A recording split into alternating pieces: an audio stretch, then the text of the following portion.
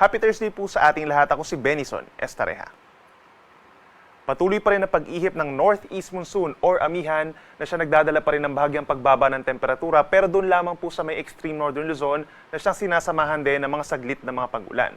Habang dito sa natitirang bahagi ng bansa, andyan pa rin ang mainit at maalinsangan na panahon dahil pa rin yan sa easterlies o yung hangin po galing sa Pacific Ocean na siyang sinasamahan din ng mga saglit na ulan at mga thunderstorms, kagaya na lamang dito sa bahagi po ng Western Mindanao at Eastern Visayas. Bukod dun sa kumpul ng ulap na ating namamataan dito sa ating latest satellite animation, wala tayong nakikitang panibagong cloud clusters na posibleng maging low pressure area or bagyo hanggang sa matapos ang weekend.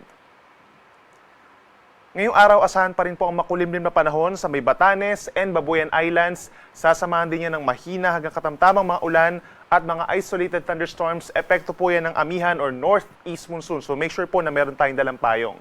Habang sa natitirang bahagi ng Luzon, kabilang ang Metro Manila, andyan pa rin ang halos katulad na weather conditions as yesterday, madalas maaraw sa umaga hanggang sa tanghali, pero pagsapit ng hapon hanggang gabi, bahagyang maulap hanggang maulap ang kalangitan, lalo na sa may eastern sections ng Luzon na siyang sinasamahan lamang ng pulu-pulong mga paulan or pagkidlat pagkulog. Temperature natin sa Metro Manila at mga kalapit na lugar sa Central Luzon and Calabarzon, magiging mainit sa tanghali hanggang 34 degrees Celsius, habang sa Baguio naman nananatiling malamig hanggang 25 degrees Celsius.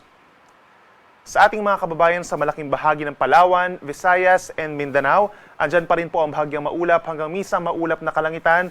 Umaga pa lamang may tsansa na ng ulan dito sa may bahagi po ng Zamboanga del Sur, Basilan, at dito sa malaking bahagi ng Eastern Visayas, hindi naman po yan magtatagal. At ang natitirang bahagi ng Visayas and Mindanao, andyan pa rin po ang bahagyang maulap na kalangitan. Hanggang hapon na po yan at may mga lugar na mababa lamang po ang tsansa ng ulan kung meron man mga isolated or localized thunderstorms.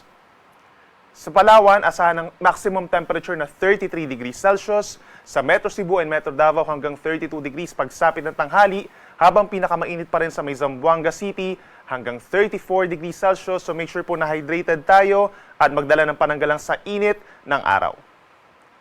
Sa ngayon, wala naman tayong nakataas na gale warning or yung banta sa matataas na mga pag-alon, pero umaabot pa rin po ng higit 3 metro ang mga pag-alon sa malaking bahagi ng Northern Luzon dahil pa rin yan sa northeast monsoon or amihan. Sa natitirang baybayin ng ating bansa, Southern Luzon down to Mindanao, kalahating metro hanggang 1 metro ang taas sa mga pag-alon sa malayong parte po ng karagatan, pero posible pa rin umabot sa 2.5 kapag meron tayong mga thunderstorms. And possible po tomorrow, magkaroon muli tayo ng gale warning sa extreme Northern Luzon.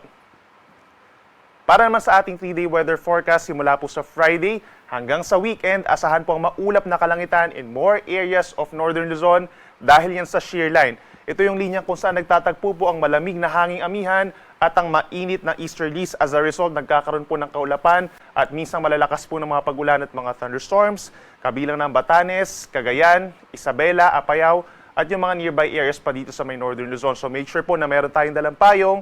Habang dito sa malaking bahagi ng Palawan, Eastern Visayas, and Mindanao, meron tayong minsan malalakas na ulan, hindi naman siya tuloy-tuloy. Epekto po yan ng ITCZ or Intertropical Convergence Zone. Ito yung banggaan ng hangin from the northern and southern hemispheres. Ito na yung isang precursor po ng ITCZ. Itong nakikita natin sa may silangan po ng Mindanao. So mag-ingat din sa banta ng baha at landslides.